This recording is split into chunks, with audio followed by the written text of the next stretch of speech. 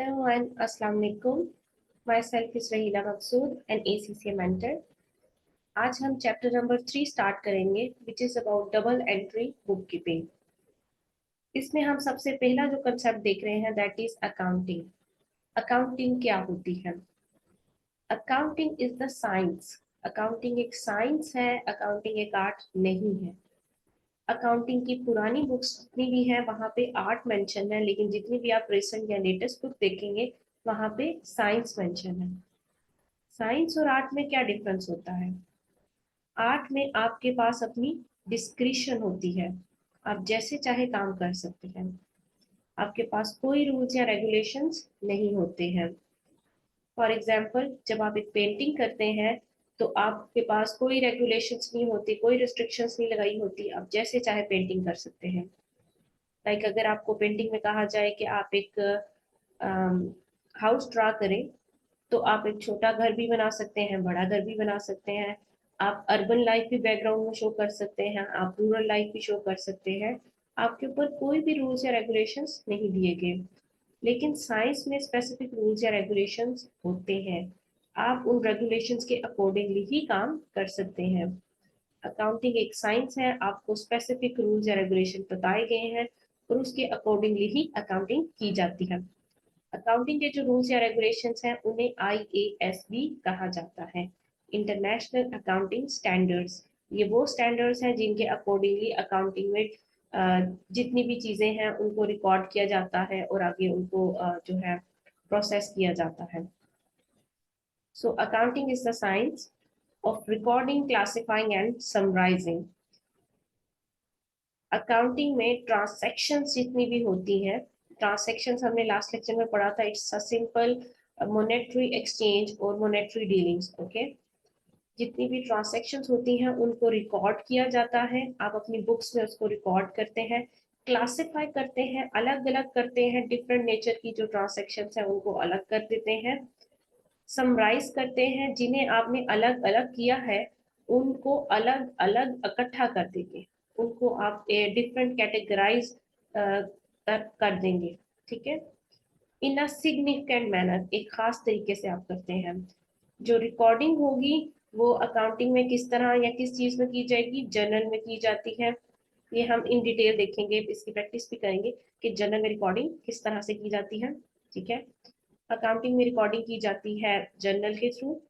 Classify किया जाएगा T accounts, T accounts बनाए जाते हैं और उसमें डिफरेंट नेचर ऑफ ट्रांसैक्शंस को अलग अलग कैटेगराइज किया जाता है। ठीक है, जो रेंट है, जितने भी आपके एक्सपेंसेस हैं उनको अलग कर लिया जाएगा, जितने भी आपके इनकम है लाइक सेल्स हो गई है, रेवेन्यूज है, उनको अलग कैटेगराइज किया जाएगा। सो टी अकाउंट्स में अलग अलग ट्रांसैक्शंस को किया जाता है। समराइज, इन सारी अलग अलग जितनी भी आपने टी अकाउंट्स में ट्रांसैक्शंस किए हैं उनको दोबारा इकट्ठा किया जाएगा। किस में किया जाएगा? ट्रायल बैलेंस में। And in terms in a significant matter and in terms of money, accounting में सिर्फ हम मॉनेटरी डीलिंग्स को देखेंगे, जो भी मॉनेटरी डीलिंग्स नहीं होगी वो अकाउंटिंग में रिकॉर्ड नहीं की जाएगी। ठीक है, transaction and events which are in part at least of a financial character, कोई भी ऐसी ट्रांसैक्शन या इवेंट, ट्रांसैक्शन तो हमने कहा था ना मॉनेटरी डीलिंग्स होती हैं, इवेंट्स क्या होंगे? जैसे इवेंट्स भी मॉनेटरी नेचर के, जो मॉनेटरी नेचर के इवेंट्स नहीं है उन्हें हम रिकॉर्ड नहीं करेंगे। लाइक डेप्रिसिएशन हो रही है, ये एक मॉनेटरी इवेंट है। With the passage of time आपके जो एसेट की वर्थ है वो गिर रही है। ठीक है, आपके एसेट की नेट बुक वैल्यू कम हो रही है, इस ये भी एक मॉनेटरी इवेंट है, इसको भी आप रिकॉर्ड करेंगे। ग्रीटिंग्स, आपके बिजनेस से किसी से ग्रीटिंग्स रिसीव किए हैं, तो ग्रीटिंग्स एक मॉनेटरी इवेंट नहीं है, उसको आप रिकॉर्ड नहीं करेंगे, सिर्फ मॉनेटरी डीलिंग्स को आप रिकॉर्ड करेंगे। ठीक है, and interpreting the result thereof, जब आप जर्नल में, ट्री अकाउंट्स में और ट्रायल बैलेंस में अपनी ट्रांसैक्शंस को प्रोसेस कर लेते हैं, उसके बाद आप क्या करते हैं? इंटरप्रेट करते हैं कि क्या हमने एक टाइम फ्रेम में, लाइक आपने एक साल का है आपके पास, एक साल के अंदर आपने जो रिकॉर्डिंग, क्लासिफाइंग एंड समराइजिंग और ट्रांसैक्शन की है उनको इंटरप्रेट करेंगे। इन ट्रांसैक्शन की वजह से आपको प्रॉफिट हुआ बिजनेस में या लॉस हुआ है? ठीक है, इंटरप्रेट करेंगे और इंटरप्रेट द रिजल्ट दे रहा, आप देखेंगे कि आपका बिजनेस जो है वो सक्सेस की तरफ जा रहा है या उसकी जो है सक्सेस स्लो है, या वो रिसेशन की तरफ जा रहा है, ठीक है। तो ये सब चीजें जो है अकाउंटिंग के अंदर डील की जाती हैं। ओके। अब हम पूरे FA1 में FA2 में ये यही सारी चीजें देखते जाएंगे, अकाउंटिंग में किस तरह से ट्रांजेक्शन रिकॉर्ड करनी, क्लासिफाई करनी है, समराइजिंग करनी है, और इसमें डिफरेंट एडजस्टमेंट्स जो होंगी वो हम स्टडी करेंगे। नेक्स्ट हमारे पास आ जाता है elements of financial statement. Okay. आपकी जो फाइनेंशियल स्टेटमेंट है, जिसमें 5 आपके पास फाइनेंशियल स्टेटमेंट्स होती हैं।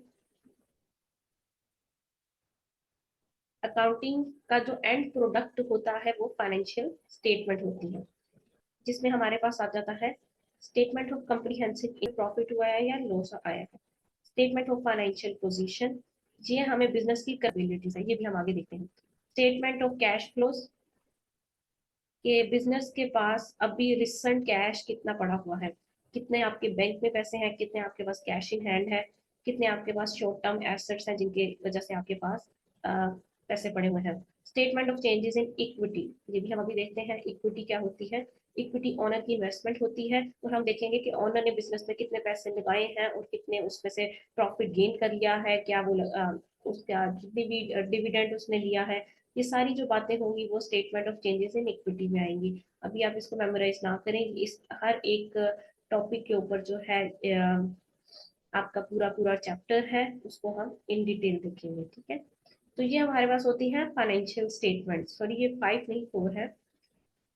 इन फाइनेंशियल स्टेटमेंट की बेस जो होती है वो 5 है, 5 एलिमेंट्स पे होती है, वो हम अभी देखने लगते हैं। पूरी की पूरी अकाउंटिंग, या इन्हें अकाउंटिंग के पिलर्स भी कहते हैं, अकाउंटिंग के पिलर्स जो है वो 5 है, वो हम अभी देखने लगते हैं, जिनके ऊपर पूरी अकाउंटिंग जो है वो स्टैंड कर रही होती है।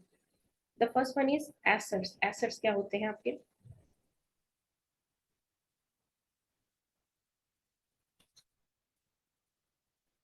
ओके।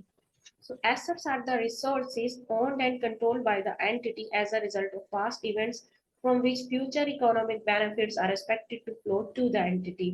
Assets क्या होते हैं? आपके resources होते हैं। Resources क्या होते हैं? आपके inputs होते हैं। बिजनेस में जो जो चीजें आप पैसा लगा रहे हैं, आप कुछ भी चीज बिजनेस में दे रहे हैं, ठीक है, दीज आर रिसोर्सेज, आपकी इनपुट्स है, ठीक है। Resources owned and controlled by the entity, आपकी उन एसेट्स के ऊपर ओनरशिप भी है और कंट्रोल भी है। ओनरशिप कैसे आएगी? जब आप उस एसेट को बाय करेंगे, आपके पास उस एसेट का ओनरशिप डॉक्यूमेंट होना चाहिए, ठीक है। जो भी चीज आप बाय करते हैं, लैंड बाय कर रहे हैं, बिल्डिंग बाय कर रहे हैं, आपके पास ओनरशिप डॉक्यूमेंट होता है ना उसका, उसको कहते हैं कि वो हमारा एसेट है। हर वो इनपुट जो आप बिजनेस में लगाते हैं, जिसकी वजह से आपके पास ओनरशिप डॉक्यूमेंट होता है, और जिसको आप कंट्रोल कर रहे होते हैं। ओनरशिप भी हो, साथ में उसे कंट्रोल भी कर रहे हो। कंट्रोल कैसे कर रहे होंगे? आप डायरेक्ट उसकी मैनेजमेंट में इन्वॉल्व हो। लाइक आपने एक बिल्डिंग जो है उसको बाय किया है, और आप उसको मैनेज भी कर रहे हैं, डे टू डे आप देख रहे हैं कि इस बिल्डिंग में मेंटेनेंस की जरूरत है, रिपेयर करवाने की जरूरत है, इसमें चेंजिंग कुछ करवानी पड़ेगी, यहाँ लाइट्स चेंज करवानी पड़ेगी, यहाँ इलेक्ट्रिसिटी की जो वायरिंग है उसको चेंज करवाना पड़ेगा, कुछ ना कुछ आप अपडेट कर रहे हैं उसको, टोटली आप इंश्योर कर रहे हैं कि ये एक अच्छी कंडीशन में रहे, आप उसको मैनेज कर रहे हैं, ठीक है। तो जब आप मैनेज कर रहे हैं, आप ऑन कर रहे हैं किसी रिसोर्स को, तो वो आपका एसेट है। एक और कंडीशन भी है, और ये ऑन, और ये आपके पास आते कैसे हैं? As a result of past events. आपने पास्ट एक इवेंट इनकर किया हुआ है, जिसकी वजह से आपको ये रिसोर्सेज रिसीव है आपके पास आज करंट, ये आपके पास आज आप होल्ड कर रहे हैं इन एसेट्स को। वो पास्ट इवेंट क्या है? Purchase transaction. आपने पास्ट में आपने एक परचेज ट्रांसेक्शन की थी, आपने एक परचेज कॉन्ट्रैक्ट किया था, उस परचेज कॉन्ट्रैक्ट की वजह से आपने एक बिल्डिंग जो है उसको ऑन भी कर रहे हैं और उसको कंट्रोल भी कर रहे हैं। आप वो एसेट आगे आ रहा है, from which future economic benefits are expected. आपने जो एसेट परचेज किया है, उसकी वजह से आपको फ्यूचर इकोनॉमिक बेनिफिट मिलेगा। आपको फ्यूचर में सेल्स या प्रॉफिट अर्न करेंगे उस एसेट की वजह से। आर एक्सपेक्टेड टू फ्लो, ये मैंने सर्कल में एरो इन्वर्ट किया है, ये एक एंटिटी है और इसमें पैसा आ रहा है, ठीक है। इस ट्रांसैक्शन की वजह से आपके बिजनेस में पैसा आएगा, एंटिटी में पैसा आएगा। वो कैसे आएगा, जैसे एक बिल्डिंग है वो आपका ऑर्गेनाइजेशन का कह लें कि ऑफिस है, उस ऑफिस में आप जो है डे टू डे अपने फंक्शंस परफॉर्म करते हैं, मैनेजमेंट हो रही है, स्टोर से जो चीजें आ रही हैं जा रही हैं आप रिकॉर्ड कर रहे हैं, सेल्स डिपार्टमेंट बना हुआ है, परचेज डिपार्टमेंट है, आपका पूरा ऑफिस वहां पे रन कर रहा है। तो उस बिल्डिंग की वजह से आपको क्या हो रहा है, हर साल आप उस बिजनेस से प्रॉफिट कमा रहे हैं, सेल्स अर्न कर रहे हैं। तो आपका वो बिल्डिंग क्या हो गया, वो एसेट हो गया। ठीक हो गया। नेक्स्ट हम देखते हैं कि एसेट्स की काइंड्स क्या क्या होती हैं। It's very simple one.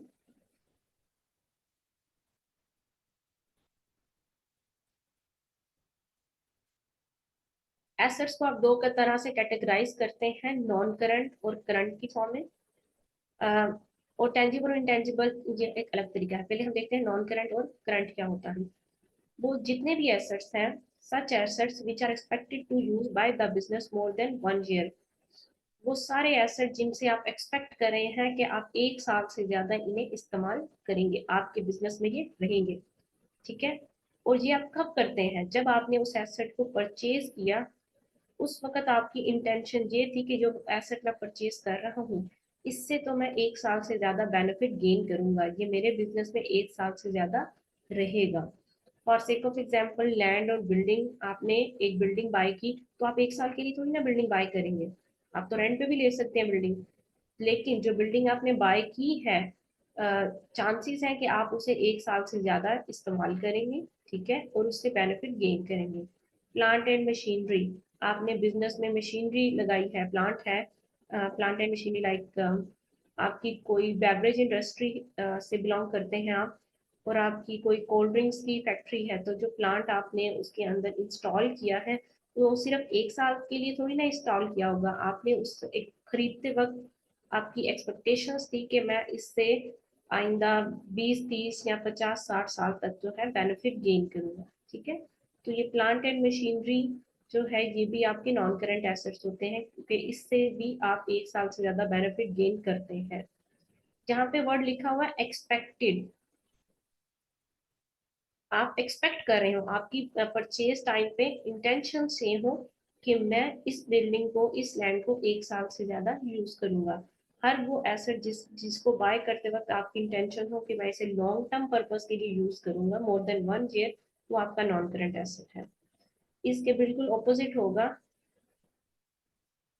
हर वो एसेट जिसे खरीदते वक्त आपकी एक्सपेक्टेशन या इंटेंशन है कि विद इन 1 ईयर जो है ये बिजनेस को बेनिफिट देगा, इसके बाद यह मेरे बिजनेस का पार्ट नहीं रहेगा। For sake of example, inventory receivables.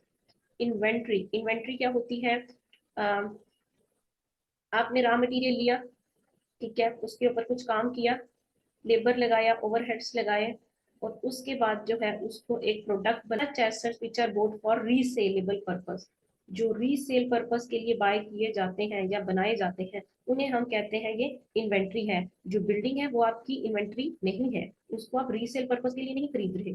लेकिन जो आप अगेन हम वापस चलते हैं, अगर आप कोल्ड ड्रिंक्स की फैक्ट्री है आपकी, ठीक है, बेवरेज इंडस्ट्री से आप बिलोंग कर रहे हैं, तो जो कोल्ड ड्रिंक्स आप बना रहे हैं, ड्रिंक्स बना के आप सेल कर रहे हैं, जो रीसेल कर रहे हैं, वो जो प्रोडक्ट है वो आपका इन्वेंट्री है। ठीक है, और आप जो है साल में कई बार जो है इन्वेंट्री को रीसेल करते हैं। सो इन्वेंट्री जो है वो आपका करंट एसेट्स है। और रिसीवेबल्स, जिन लोगों से आपने पैसे लेने होते हैं शॉर्ट टर्म, वो आपके रिसीवेबल्स कहलाते हैं, और उनसे भी आप विद इन 1 ईयर जो है रिसीव कर लेते हैं। ठीक है। अच्छा, एक एक यहाँ पे एक थोड़ी सी और एग्जांपल लेके इसको क्लैरिफाई करती हूँ। से आपका बिजनेस ये है कि आप बिल्डिंग्स बना बना के सेल करते हैं। ठीक। सो अब ये लैंड एंड बिल्डिंग, अब ये देखते हैं कि क्या वो नॉन करंट एसेट होगा या करंट होगा। जब आप बिल्डिंग बना रहे हैं और उसको आपने सेल करना है, सही है, तो आप एक चीज मैन्युफैक्चर कर रहे हैं, प्रोड्यूस कर रहे हैं, और बनाने के बाद उसको सेल कर रहे हैं, तो वो नॉन करंट एसेट होगा या करंट एसेट, वो आपका करंट एसेट होगा। क्योंकि वो आप, आपकी इंटेंशन क्या है, रीसेल करने की।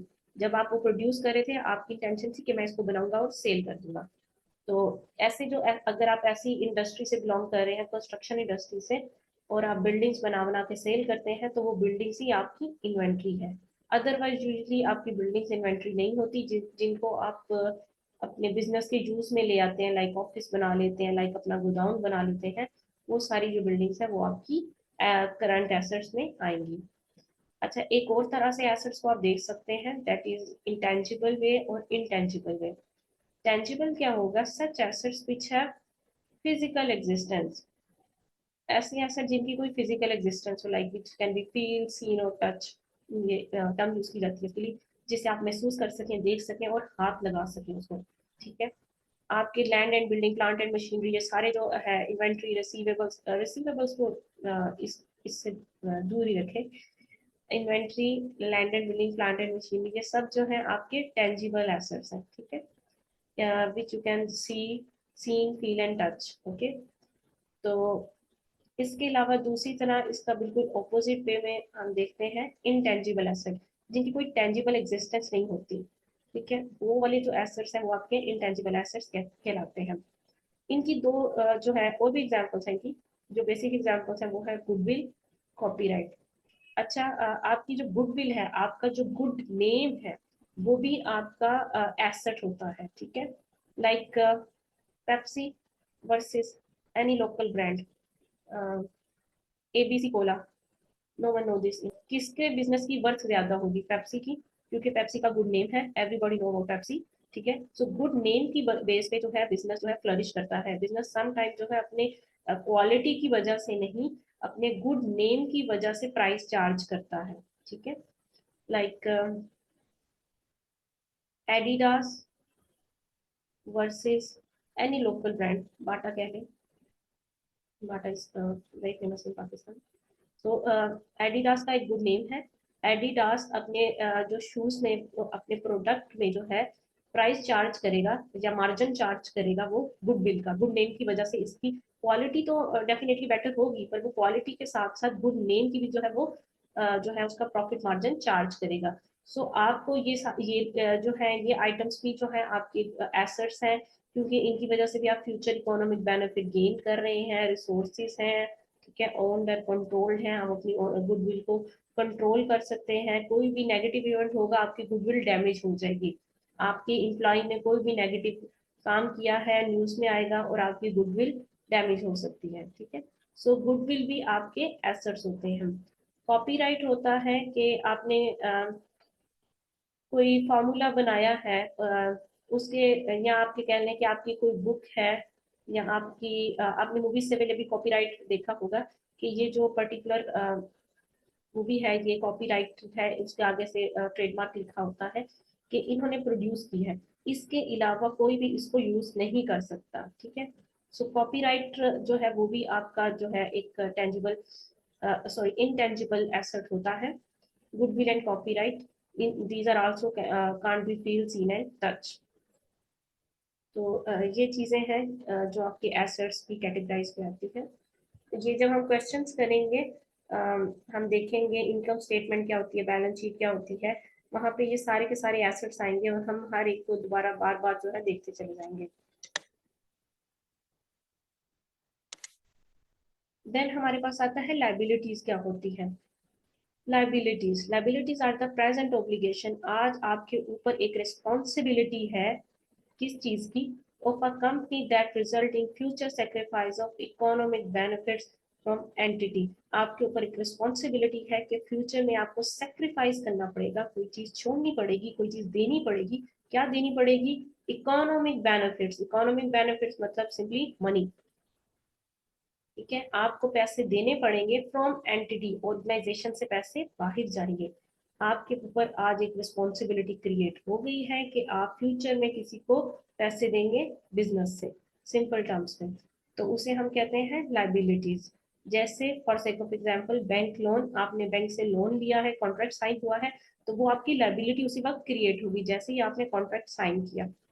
आज ही आपके ऊपर ऑब्लिगेशन आ गई कि फ्यूचर में आपने ये लोन रिफंड करना है, इन इंस्टॉलमेंट्स में पे करना है, इंटरेस्ट की पेमेंट होगी। ये सारी चीजें जो है आपके ऊपर लाइबिलिटीज में क्रिएट हो जाएगी।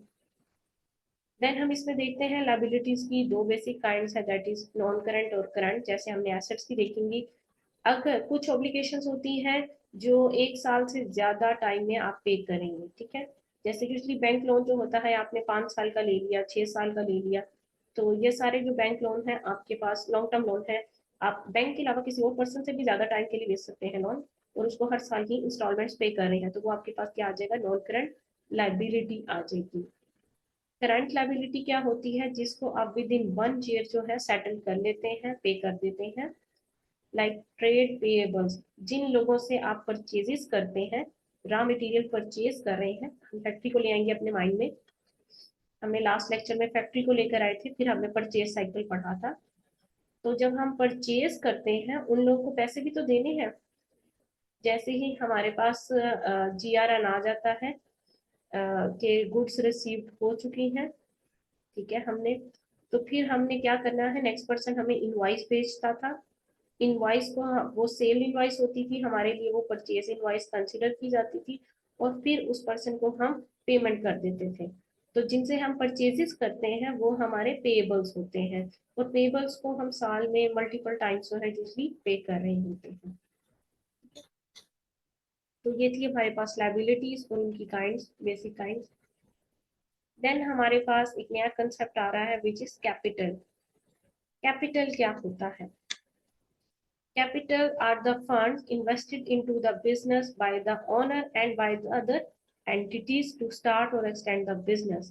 कैपिटल वो पैसा है, पैसा कह लें, फ्यूचर इकोनॉमिक बेनिफिट्स कह लें, मोनेटरी बेनिफिट्स कह लें, these are the forms of money, ठीक है।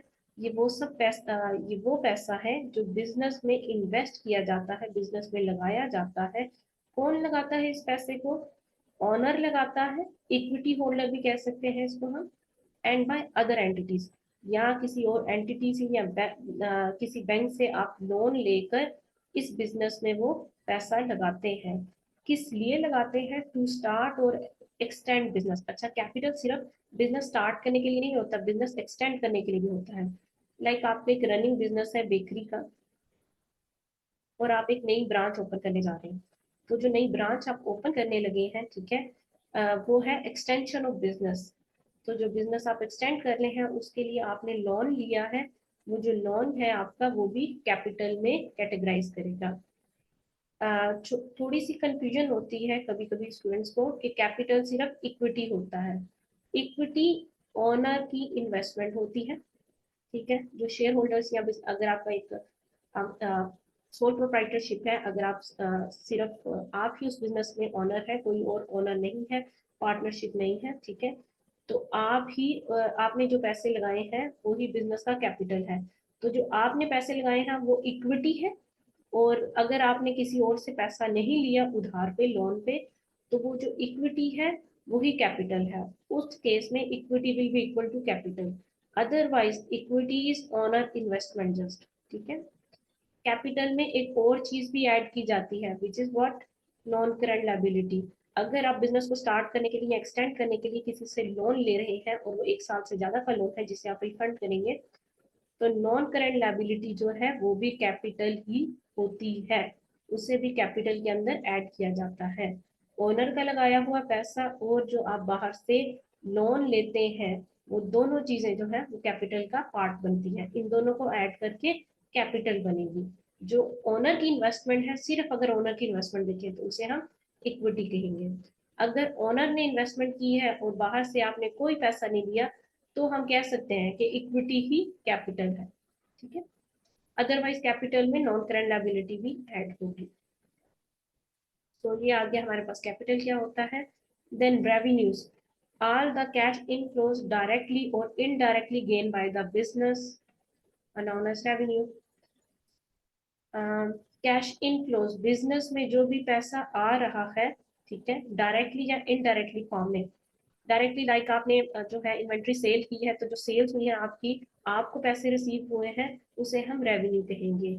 और इनडायरेक्टली, इनडायरेक्टली में आ जाता है कि अगर आपने पैसे रिसीव किए हैं और वो पैसे आपके नहीं है, आप मिडिल पर्सन है, आपने किसी और को देने हैं, वो भी, लेकिन आपने रिसीव तो किए हैं ना, तो वो भी आपका रेवेन्यू होगा इनडायरेक्ट फॉर्म में।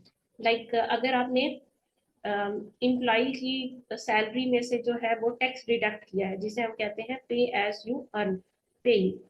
इम्प्लाई की सैलरी में से जो टैक्स डिडक्ट होता है उसे कहते हैं पे एज यू अर्न, पे।